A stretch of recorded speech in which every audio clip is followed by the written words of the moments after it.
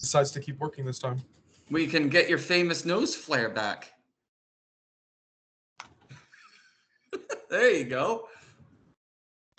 Our game hasn't been complete without it, man. Yeah, no, it's been too long. All right.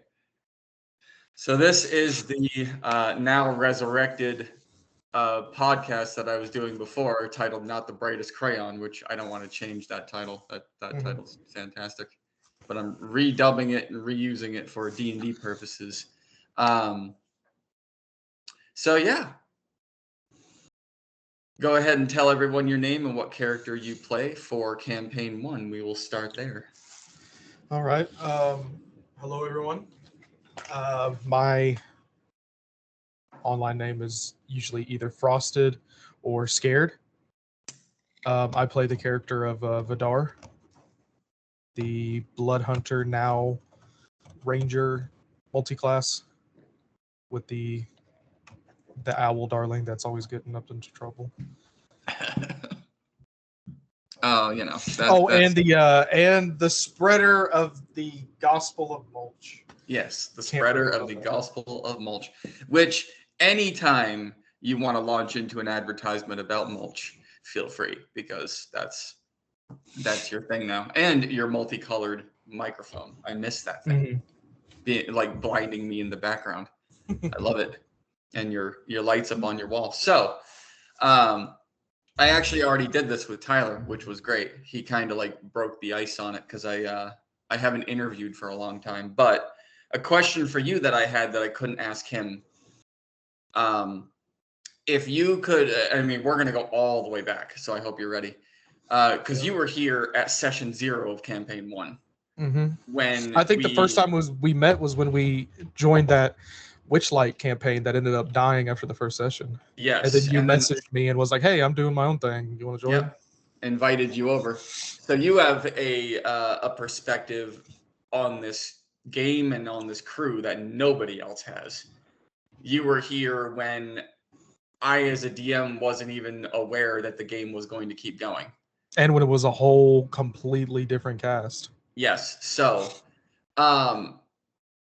what would you say? And I mean, in terms of, and not just characters, because that one's kind of obvious, which we'll get into, but in terms of gameplay, storyline, mechanics, shit like that, what would you say is the biggest difference between then and now?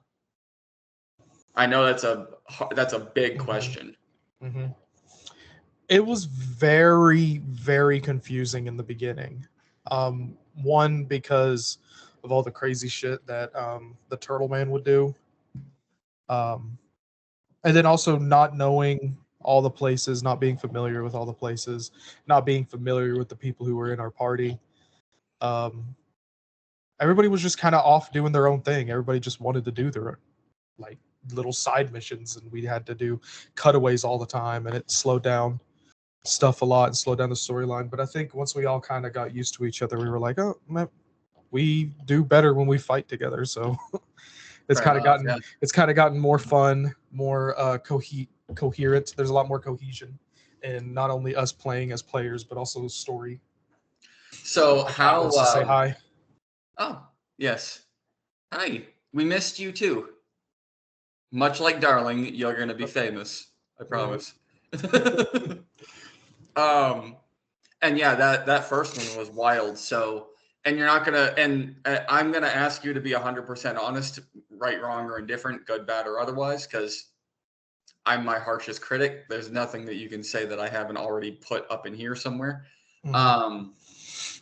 In terms of that first game, not even session 0 where we got together and put everything together, but that first game where you guys were all the chain gang and didn't know what the hell was going on. What made you want to return for the second session, or did you want to return for the second session? I did, because there was a lot of really entertaining, funny moments that had happened. Vernon was extremely funny at the beginning. Yeah. He did a lot of, I don't know, the way he carried himself was enjoyable and made me want to come back. And the combat was fun, where the story was leading, with when we fell asleep and Darling went missing, and there was the whole cliffhanger of like, oh, there's a huge wolf or huge monster in these woods. I don't know. It was really fun. I enjoyed it. It made me keep coming back. The funny thing about those woods is that's the exact spot that the old Bleat, the one that now owns the tavern or owned the tavern in Salvetti before it got flooded out, where you guys acquired the dire wolf, where you first got to Salvetti, where that first goblin attack happened, and where the battle with Ellenwind first took place was all right there between those woods and that And the front door walls. Yeah. of Salvetti. And I'm not gonna lie either. My description of it didn't change over time. What changed was the distance between the woods and Salvetti. It kept getting larger. I noticed because when you guys when we first came out, it was like we came out of the woods, front door, right there, and then there was another. You came out of the woods, and then it's like a 2 or 3 minute walk, and it's right there. Yeah. And then it was like a 10-minute walk, and then a 15-minute walk. It just kept like getting bigger. Which I could chalk up to Ellenwind just fucking with you guys, but that was really just me forgetting how fucking far the forest was, or just a matter of convenience changing the distance. I have really enjoyed it though. Like, what would and I know that we haven't, besides y'all because you guys were just dropped in, because that's why I'm harping on the differences between that one and campaign 2 is getting you guys in for a Skype like this, but not recorded, to do a playthrough so we can get to know, because like you knew nothing about Vidar. You gave me his backstory and I just like, here, you're playing. You got to know him as we played. So we're 95 episodes in? What would you say the biggest difference is between Vidar then and Vidar now? I would say he has more of an idea of what he wants to do later. Before, he was kind of just okay with being in a chain gang, taken to wherever he was being taken. He was like, okay, this is just my life now. And now he's like, okay, now I have something to fight for. I have a goal at the end of this. Yeah. But yeah, that's the biggest difference. He's grown. I mean, he was already like kind of on the older side to begin with, but yeah, now he's like finally his maturity is matching his outward appearance, or starting to. So you were the first one as a player and as a character to voice that all the team ever does is kill people. I think there's only been a handful. I could maybe count to 5 on my hand of situations that you guys talked your way out of instead of fighting, where one of you or multiple of you didn't just launch into an initiative roll. What caused that change? Because at the beginning, Vidar was like, take the rapier out and fucking let's see some blood. And now it seems like he's getting tired of it. So what caused that evolution? I think he's starting to just kind of, he's starting to notice, like, no matter how many people they kill, somebody is just going to come in to fill the vacuum. I think he's starting with his, growing age, and he's starting to realize that this spite that he has with his father, that he's like, oh, I'm going to kill my dad, is ultimately in the end what's going to destroy him. I'm not going to say, I don't want to say he wants to like play nice with his dad and end up being like, oh yeah, no, that's my dad, we hang out every weekend, we go to the bar. I don't think he wants that kind of relationship. I just think he wants to get to a point to where he's like, yeah, my dad was a dick, my dad is an asshole, and I'm okay with that. I'm gonna live my life and just try to do right by people. And he's starting to notice that, or he's starting to put connections together that every single time they kill somebody, somebody else is going to get somebody else bigger and stronger than they were are going to be after them. They killed Elwyn Crow, and then they got teleported into another dimension. They started fucking with the other dimension and trying to go after the thinkers. Now they got this shit going on. You know, it's just stacked on one, and he's tired. He's like, I just want to lay back and relax. I don't. I'm tired. It is actually kind of funny because like, and I have like every time. Oh, that's okay.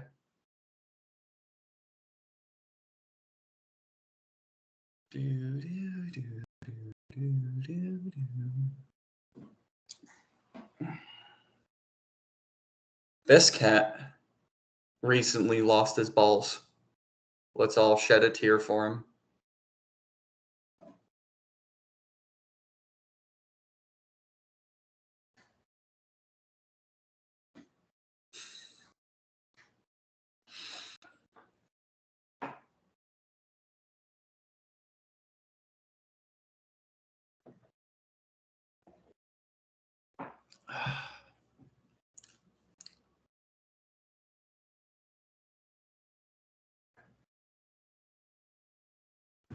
Let's just stare.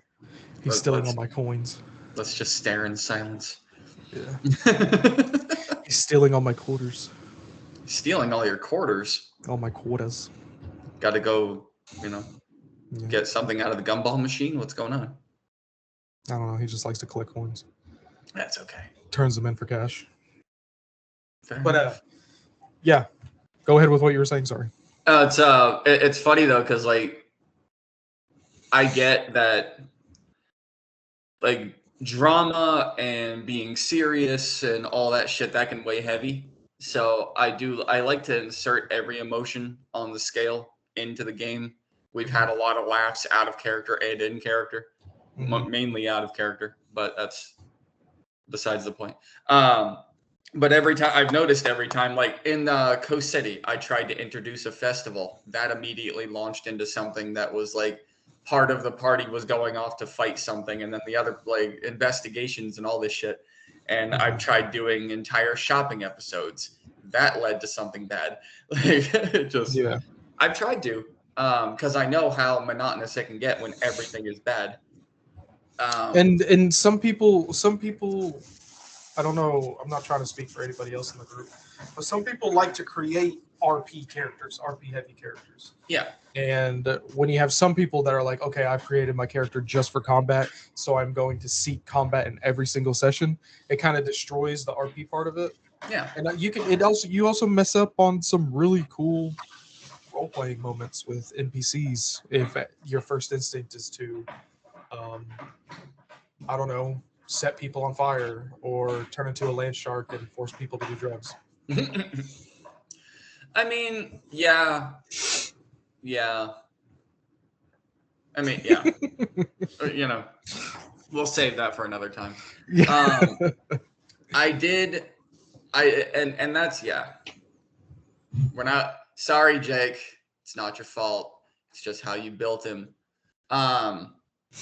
And he actually told me that his character was like shoot first, ask questions later kind of character. And we just kind of went with it and it got worse. But that he played it the way he was supposed to play it. So I can't really dog him for that. He played it how he built it. And did a really good job at playing an idiot that just likes to kill everything. And now headphones on backwards? No, I don't think so. Is the mic behind the headphone? Your headphones are on backwards. Are they? Yeah, your right ear is on the left ear and your left ear is on the right. There we go. That's how the headset's supposed to go. Is it? Because this thing's bent the other way. Oh, okay. There we go. I don't care. They work. Old people. Yay. Yay. I don't care. I wear my shirts backwards too. I got an iPhone 16, okay? Moving up in the world. All right. Yeah. You mentioned your father, Alcaron. Badass name, by the way. And I love that it took so long to introduce him into the game that you forgot his name. I had to go back into your story and learn it, so it wasn't just you. I forgot, and then I was like, "How do you pronounce this shit?" Algarad. So he has appeared a few times as Xander and as they call me Rick, and has fought you both times, taken you out both times, but allowed you to live. What would, if you had an idea, do you think he's trying to teach you a lesson? Like, what do you think he is trying to do? I think, in my personal opinion as a player, not the character, I think that this is his own version of tough love. He made that decision to curse Vidar because he was told to, in order to not become a fallen ASMR for having made a child with a demon spawn, and so I feel like maybe he feels guilty for that, and this is his version of parenting, tough love. I don't think he wants to kill Vidar. I think he's trying to teach him a lesson, grow him stronger, and he doesn't like seeing him with a group of people who his father sees are not on the same level as Vidar, if that makes sense. Yeah. His father is like, "Oh, you are my blood. Everybody, all these other people that you're with are underneath you." Yeah. And Vidar's like, "No, I rely on these people in order to survive and to feel alive and not be alone." And so his dad's like, "Incorrect. Stab." Yeah. What do you think that last test that he put you through in the field meant? Like changing into members of your party, making you hack them down, and then finally doing you in and saying that you're still too weak and putting you back in for the fight with the... Yeah. I think he was, again, trying to send a message that the rest of your party is not on the same level as you. You need to get stronger. Or you need to get stronger so you can be on your own. Yeah. You think he's like trying to you don't turn need you into anybody Solo? else. Yeah. Either that or he's trying to get me to view them as not as friends or be less queasy when it comes to like killing them. Fair You enough. know what I mean? Like making it to where like, oh, if you kill your friends, you'll be more likely in the future to kill your friends if I get you on my side. Okay. Interesting take. So, okay. Gameplay.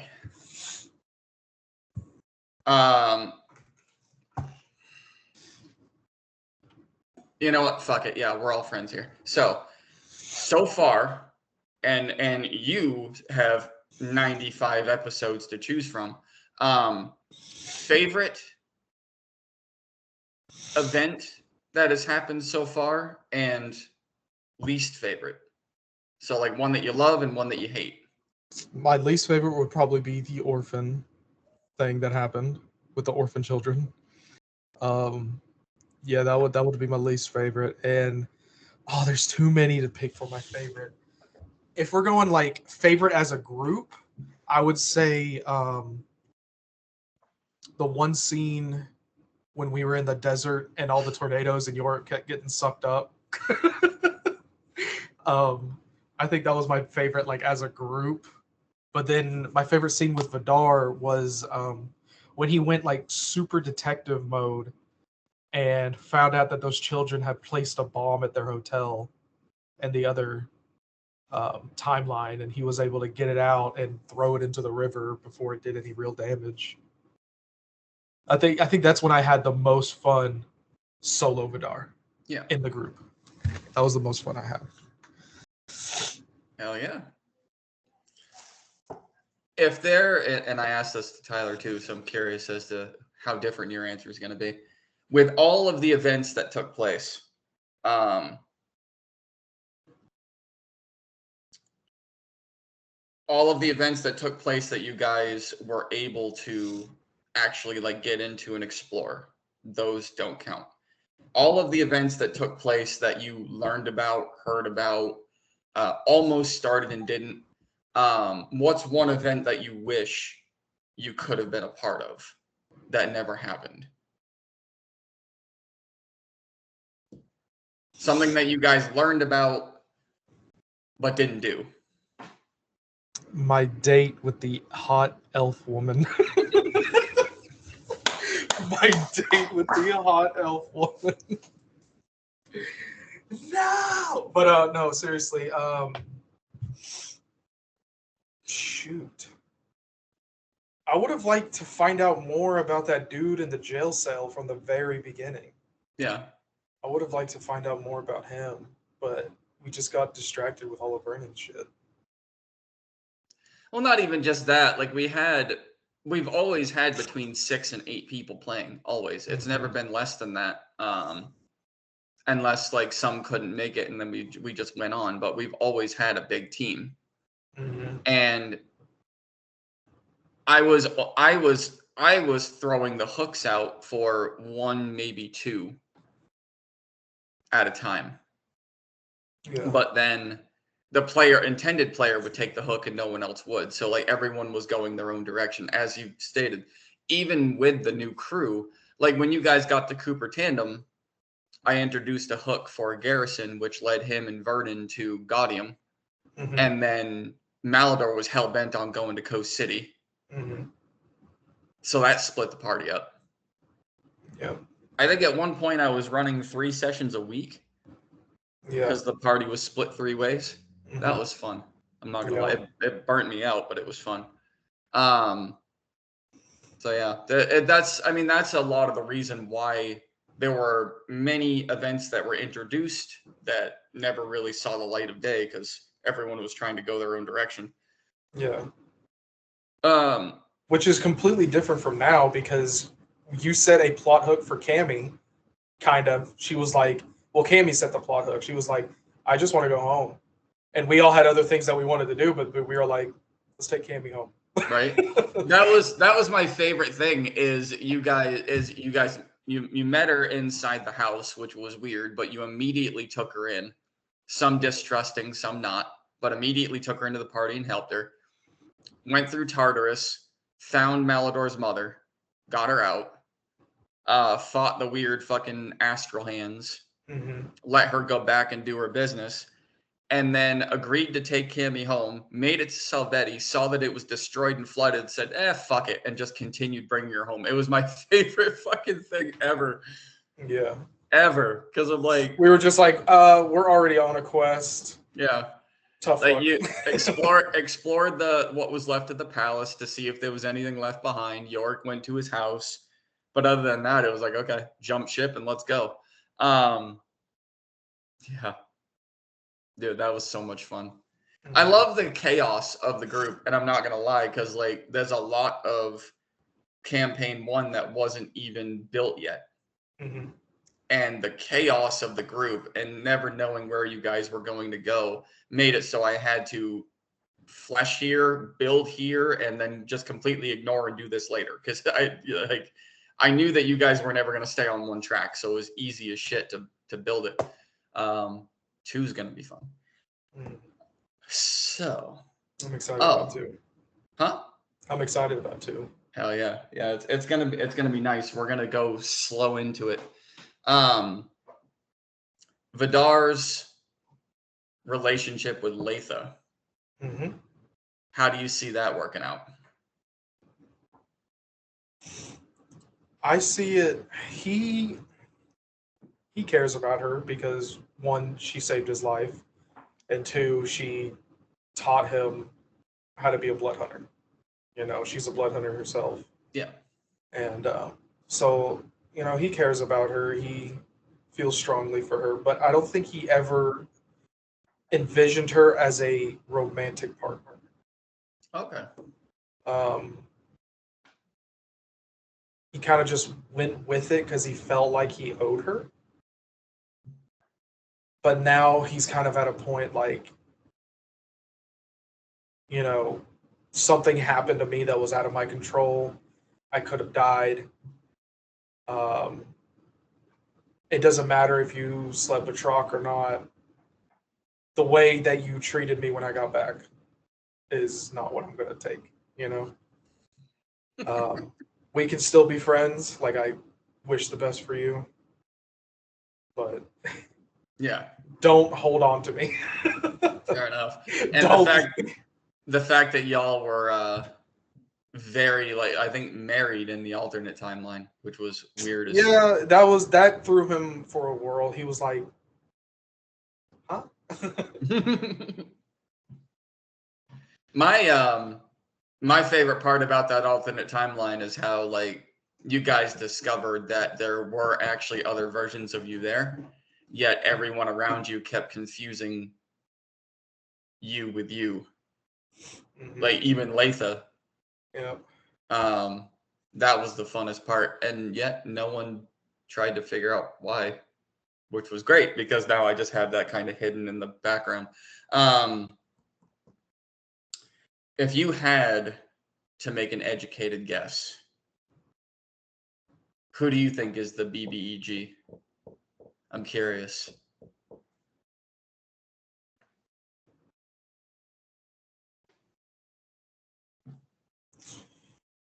There hasn't been like a super stable, large BBEG person that the whole group has been collectively after. I think that it's not just one person, but a group of people like the Thinkers. I think it's the Thinkers. I think the group itself is the BBEG. Fair enough. That's what I think. Remember, you haven't met all of them. Yeah, we haven't met all of them, but I'm guessing they have most definitely heard of us now, by now. Especially everything that we did with the yellow dude. And then, yeah, and then being in the alternate timeline. I don't know if we actually did kill some Thinkers, but, definitely blowing up that timeline. Like 100%, like literally, not just like figuratively. Oh, we messed it up a little bit. The butterfly effect. We stole a piece of chocolate, and now the timeline has gone out of whack. No, we blew it up. That is true. We exploded it. Yeah, multiple parts too. Yeah. All right. So one thing I did with Tyler that I'm going to do with everybody. If there was one question that you could ask me as the DM that I have to answer.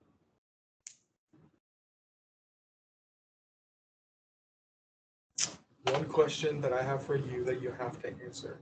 Mm-hmm. Who is the BBEG? You sure you want to know that? No, I'm not going to ask that. I want it to be a surprise. I would answer it, but I know. I want it to be a surprise. I don't want to get spoiled. Especially since this is going to go out on the internet.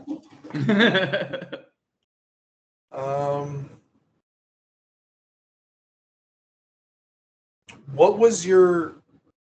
if you had one, what was your end vision of this when you first started Session 0? Oh, Jesus. If you even have one. I didn't... Were you trying to hope for, like, have a party of heroes, have a party of anti-heroes, have a party of villains? Oh, I was hoping for a mix, and it's actually been, like, the perfect mix. I've got the moral judgment, which is weird that he's a vampire, and then I've got the ones that just like to go blow shit up and kill shit, like Malador. And then those caught in the crossfire, and like the accidental terror, which is York. And then like Vidar and Merida. I feel like Vidar, Merida, and Cammy are like morally gray people. Yeah, they've just been kind of like trapped, but they've been trapped in the middle of both sides of the chaos. Did I envision an end? No. I had no idea where it was going to go because I didn't see it going past a couple of weeks. Literally, when I put the first group together through Discord, just like I put you all together through Discord, I I didn't see it going past like a month, maybe 3 or 4 sessions, and everyone would fizzle out. I in no way saw it going for 2 Were you years. fully expecting it to be like a practice run type thing to kind of hammer out some of the kinks? Yeah, I would say so. Which that first group kind of did, but then the second group came in so fast. Mm-hmm. Like session 1 to session 3, the entire group changed. You and Vernon were the only ones that continued in, and then Corey came in, Jake came in, Tyler came in, and then soon after that, Jill came in, and then soon after that, Judd came in, and then way after that, Kara came in. Mm-hmm. So yeah, I was thinking like maybe I would get, because I hadn't DM'd in about 5 years. Mm-hmm. So I was thinking get in, get my feet wet, work the mechanics out, figure out what it is I want to do, build the world, invite people into it. And then the group switched. And I was like, oh, okay, so we're going to have a break. But then everyone, once I reached back out, it was like, bing, bing, bing, let's play. Okay, fuck. But then there was no time to, at that point, there was no time to pause the game. Mm-hmm. It was, here's your character, here's the world, let's go play. So as much as you guys were discovering the world around you, so was I. Mm-hmm. And that led to a lot of like as Vidar, you asking me very specific questions about what he would know or where he's been. I didn't even know that. Mm-hmm. So when you asked me the question, I was like, okay, well, what would he know? And I thought of it on the spot, and we just kind of built the world together. Mm-hmm. But yeah, no, to answer your question, I didn't see an end because I really didn't see a middle. Got you. Like I did not envision this going for 2 years at all. You know, that's how long campaign 1's been going. Yeah, I know. I know. We've been playing a long fucking time. We have. And I mean, I'm grateful, you know, I mean, like the fact that I had to take down episode 19 because there was some word usage that shouldn't have even been allowed on YouTube, which one of the listeners pointed out. Mm. But we have from 20 to now 95 tonight, and I didn't even, there's no way would I have ever thought that it would go that far. Yeah. But y'all keep coming back, and you keep telling me that you're having fun. So as an offshoot to your question, my biggest regret is the fact that it took 70 some odd episodes for everyone to start working together as a team. Mm-hmm. To start accomplishing goals, to start working toward the same thing, to start actually asking questions, to start working together as a group, to start RPing more than fighting, to start trying to like pre-plan and gather information amongst yourselves. It took a long fucking time. Yeah, it did. But that's okay. You know, chalk campaign 1 up to our hour as a group practice run. Mm-hmm. And think of how awesome 2 is going to be now, since everyone, I'm excited. I'm excited for 2. You know, so if you, how do you picture campaign 1 ending? That's a good question for you. Now that you've asked it to me, how do you picture it ending? I picture campaign 1 ending and everything coming to a head. You know, I said I think the thinkers are the BBEG. I think that the remaining group is going to catch up to us. And there's just going to be one big final battle between us and them. And it's going to decide the fate of the rest of the world. You know, are they going to continue creating different timelines to test out different fucked up shit that they want to do, you know? Or are we going to be able to put the power back into, I guess, essentially the cities ruling themselves? You know, and I know everybody's like, the war started because, you know, cities ruled themselves, but I don't know. It's just, I guess that's just a risk.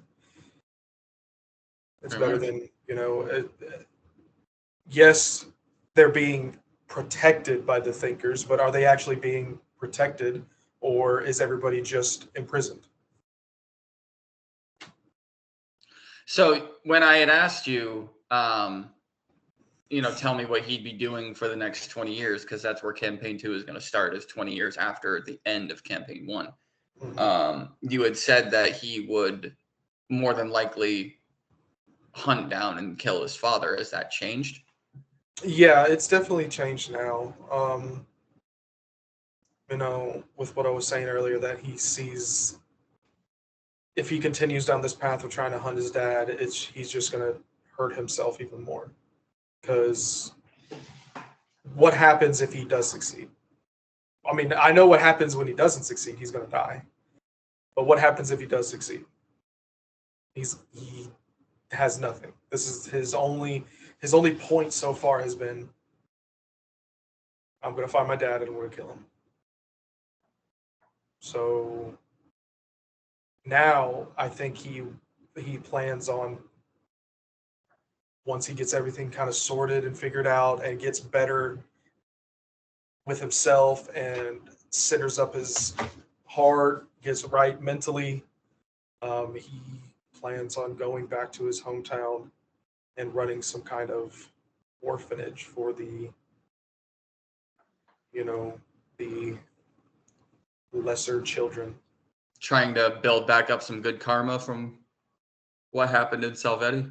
Yeah, and also, being a mercenary for hire, because, it wasn't just the good guys that were hiring him. It was definitely the bad guys, and he definitely did some fucked up shit. A whole lifetime full of bad karma. Mm-hmm. So he's going to try and level it back out. Is he going to pull the end of The Last Samurai, where he shows up with a horse to the Clarolando Empire and tries to mack on the girl at the Blue Heaven because he missed the date? Like, hey, I came back from the war and survived. Are we still good? There definitely has to be a bad taste in our mouth, because one, he was forced into an orgy in the middle of this fighting pit, and two, he completely skipped on the date. And y'all did too, man. Yeah, there has to be he had to have left a bad taste in her mouth, so that's probably 100% ruined. But I get it though. Like, Vidar didn't even want to sleep. Once that was over and they were done talking to the Emperor, he just wanted to fucking go. Like, I just wanted to go to the thing, and then everyone was like, "No, let's go this way," and I was like, "Ah." Because y'all slept at the Blue Heaven, and then you headed out for the quest that morning. Mm-hmm. But part of you guys didn't even want to go to sleep. You were like, "Fuck this place! I want to get out of here." That was embarrassing. Mm-hmm. So I get it. The fact that right after that was done, you had a room and slept at the fucking place you were supposed to have the date, and then just gone the next morning. Like, fuck this, I'm out. Mm-hmm. Mm-hmm. Maybe she left a note for you in your room. You don't know. Yeah, that I never saw. And that you, it depends on how long you guys rented the room for. Oh, man. I got half the team thinking it's actually Dorm, the Emperor, who's the BBEG. I could see it. Which is actually funny. Because of mainly because of the evil portrait that was inside the tower. Mm-hmm. The funniest part about that for me was you all coming to a unanimous group realization that a drow temple had no drow in it. Yeah, we were like, there was a mimic. Oh, got it. A large room mimic. A large what? Room, a large room mimic. Where the entire ceiling was a mouth? Mm-hmm. Oh, okay, yeah. Here's a question for you. This one might be difficult. Out of all of the people, out of all the battles, what has been your favorite one? Like the random battles, the creatures, the people, the plot fights. What has been your favorite battle so far? And actually your least? My favorite has been the fight with Elowen Crow when we beat her. I think that was Okay. my favorite fight when we killed her because she was using the book to bring up people that she controlled, which was like Merida's family. Yeah. I thought that was a really cool fight. My least favorite fight was probably the first time we fought Elowen Crow when everybody, the entire party was just getting messed up by um, past characters that used to be a part of the party and died. Um, Zombie and then Census. and then we got sent to that weird realm that had like thousands of doors. I was just so confused. Oh, the round clock room? Yeah, I was just so confused. Yeah. That Oh, was the only thing I knew is that I didn't know anything and I kept dying.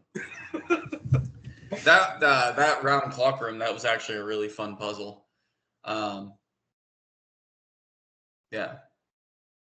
Yeah, that was actually a really, really fun puzzle to create because it literally like the whatever platform you guys walked in on, there were multiple around it that you could see. But whatever platform you were stepping on, you were right side up. You were never at an angle, you were never upside down. So even if you were here and someone else was here and someone else was here, at their perspective, they're the ones that are right side up. Yeah. And then the clock would strike a certain thing, and yeah, that was actually really fun. And then a couple of you kept like Vernon like leapt off the fucking platform, which wasn't even supposed to get him out of the puzzle, but he just kept going and kept going. And I was like, well, I can either have him fall through space or he can do a Rocco's Modern Life sequence where he actually breaks through the glass and lands back outside and then starts getting his ass kicked by zombie Xanthus. Yeah. Oh. I know you're playing Vidar, but this one's actually this one's fun. Out of all of the characters, the playable characters, the NPCs, everyone that you guys have met, who would you, Christian, most relate to? Relate to? Oh shit. Merida. Would you? Being fed up with everybody. And being tired, just absolutely tired of Malador shit. So tired. That's who I relate to the most. Fair enough. Just wanting to sit down and eat and drink and say, fuck it. Yeah, exactly. That was a quick answer, too. Merida. Yeah, 100% Merida. Yeah. Jill's created a good character. I miss her, man. Hopefully she's coming back. Fuck. Yeah. Man. Okay, so at this point in the story, because you guys have done a lot of shit, how much in Vidar's mind how much has been left unresolved? There's got to be something that Vidar's been wanting to do this entire time, but he's dragging along behind the team because you're more effective as a team. But there's got to be breadcrumbs that he's left. Like, is there anything out there that Vidar has wanted to go finish that the group hasn't allowed him to do yet?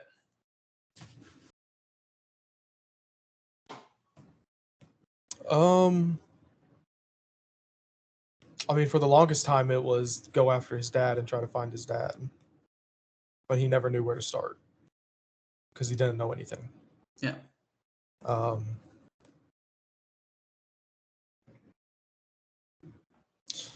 mean, for a while there, it was going after Xander because he heard that Xander was back and he wanted to go look for him. But stuff in the party just kept going up, so he was like, okay, I'll put that on the back burner. I'll put that.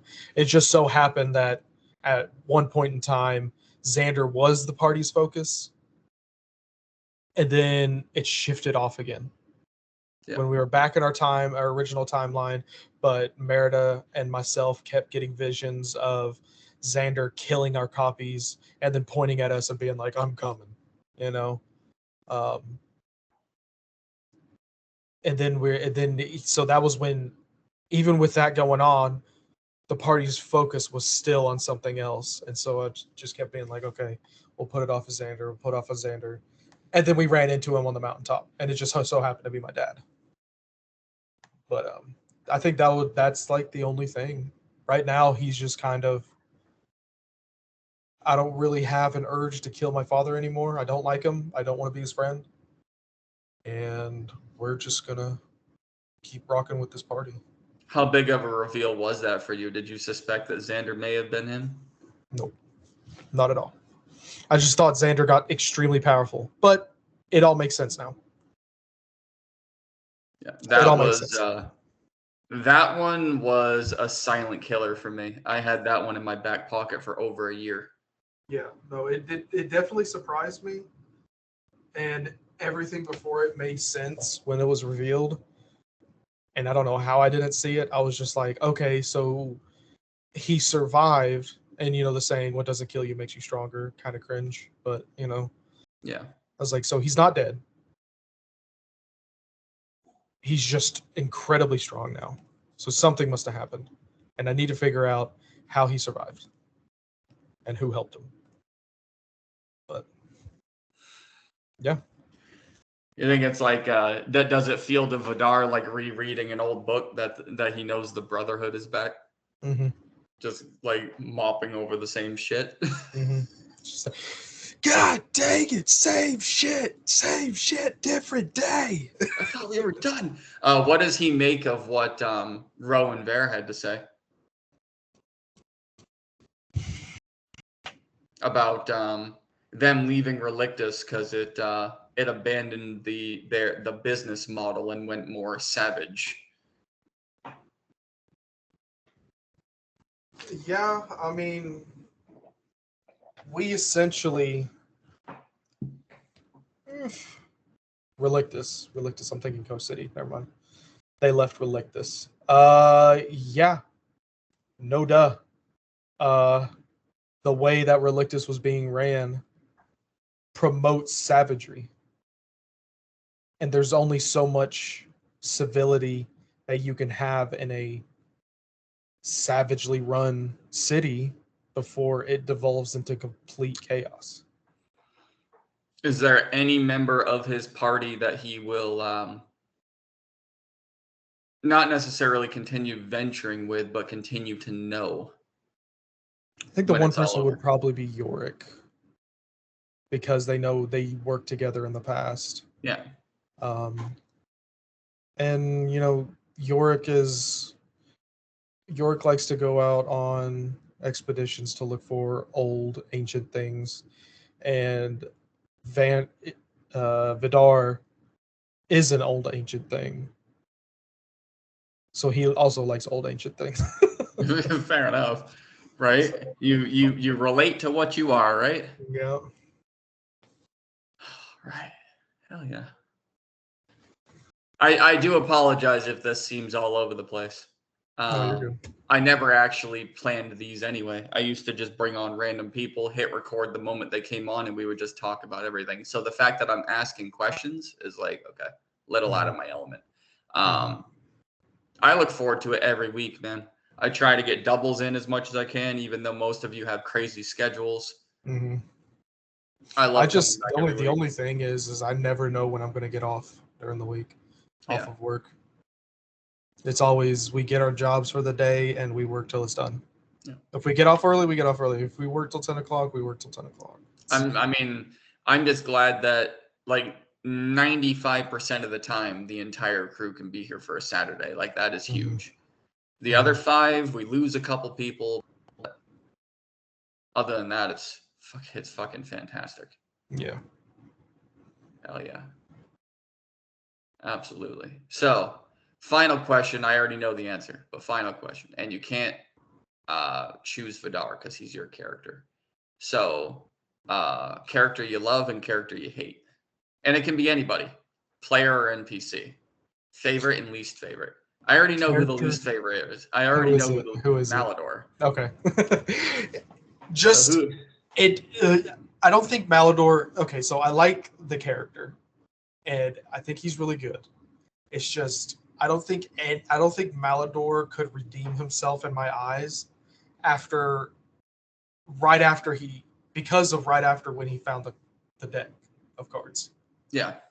He injured so many of us. Just throwing out random cards at the stupidest. I'm gonna throw cards at this mirror. Like, we're in a magical realm. Why would you throw magic at a mirror? I don't get it. But yeah, no, that's definitely left a sour taste in my mouth. I don't think there's anything that Malador could do to redeem himself. I will play along with him. I like him. You know, I like the player. It's just Malador. Anyways, It's the character. Yeah. Yeah. My favorite character.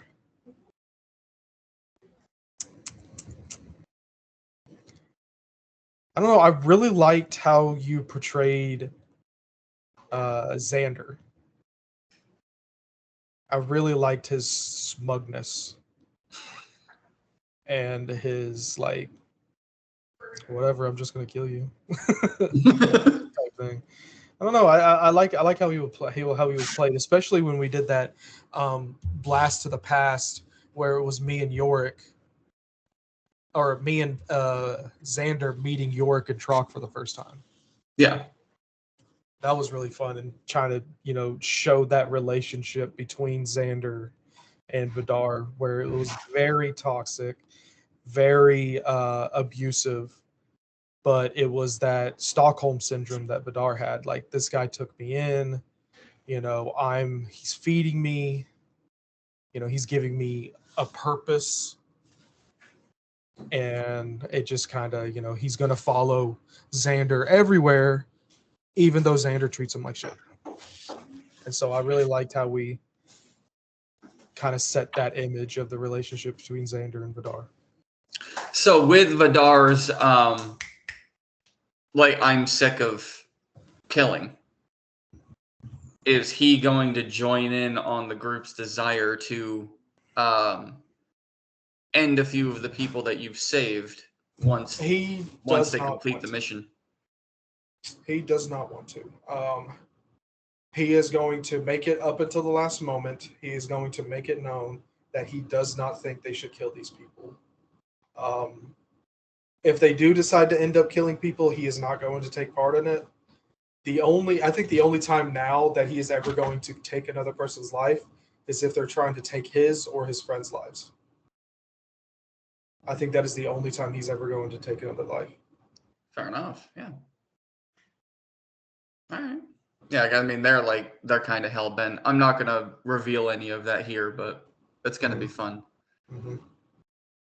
I've had to plan a lot of things, and actually, I like that that y'all agreed to go to 100 episodes, because I had everything mashed into 3 more, but being able to stretch it to 7, there's a couple more things I wanted to do that now I'm able to do. Mm-hmm. So it's gonna be fun. We're gonna reach 100, and then we'll end it, and then we'll move on. Probably most of 2 is gonna be mapped out prior to that, so we'll be good to go on that too. We have to finish your Tomb of Horrors. Mm-hmm. But everyone right now just wants to do the main campaign, which is flattering. Yeah, I was able to finish the Tomb of Horrors with another friend group of mine. Very fun. Very fun. I had one guy. One guy is a veteran at the game. He's been playing it for years. And I think it was like the 20th trap he fell down. And he goes, "I hate this dungeon." Because there's so many traps in the game where it's like, I check here, is it a trap? No, you're good. Is it a trap? It lures people into a false sense of hope. And they're like, okay, it's like, I've checked 8 of the tiles in this 9-tile room, and they've all been not traps. This one has to be good. And then he steps on it, and I'm like, you fall 30 feet onto spikes. And he's like, what son of a bitch? And there's so many things that it's like, oh, you're supposed to go this way, and then you do what you're supposed to do, and it just screws you. It's so Were you able to? So fun to run. Were you able to finish that one in one go, like a one shot's supposed to be? No. 3? It's probably gonna be 3 with us too. Yeah, there was the first time we ran it for about 2.5 hours. The second time we ran it for 6 hours. Yeah. And then we stopped right at the boss fight. And then the last session was the boss fight. Yeah. Corey used Yarrick, his Tomb of Horrors character, for the Battle Royal level 20. He leveled him up, and holy fuck. Yeah. I mean, it was probably the fact that I let them have legendary items that made them so good, but like Judd had a level 20 monk. Holy motherfuck. Yeah. And then poor Tyler, he brought back Octavius, didn't make it past the first round. Didn't even get a turn. Octavius is just not meant to be. He's just not meant to be. Yeah. He didn't even get a turn to fight. It's also because he leveled him from level 3 to level 20, and I never went in there and gave him any of the shit that he was supposed to get that would have made him more durable. I learned that afterwards. I was like, oh fuck, I never added anything to your character. Because the way most of the wares work in homebrew is like, yeah, you're aware. But D&D Beyond's not going to add shit to your character.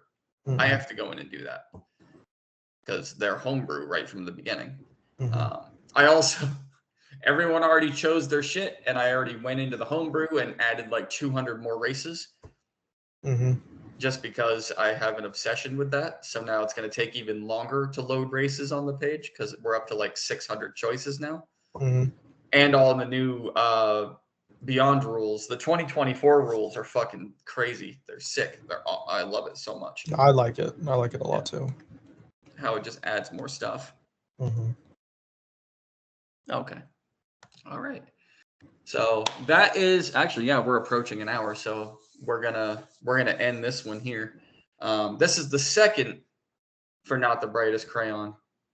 I still have 5 more of y'all to bring on here because I'm even bringing on Jill, who's going to have a whole different perspective on things. Mostly because when she left the campaign and became a partial, I'm now able to bounce ideas off of her. So she knows more than you guys do. And has to sit at home and hold all that shit from Tyler, which I feel the worst. I like put a barrier between them. She's a trooper. I know, because now I can talk to her, but Tyler's still playing, so she can't talk to him.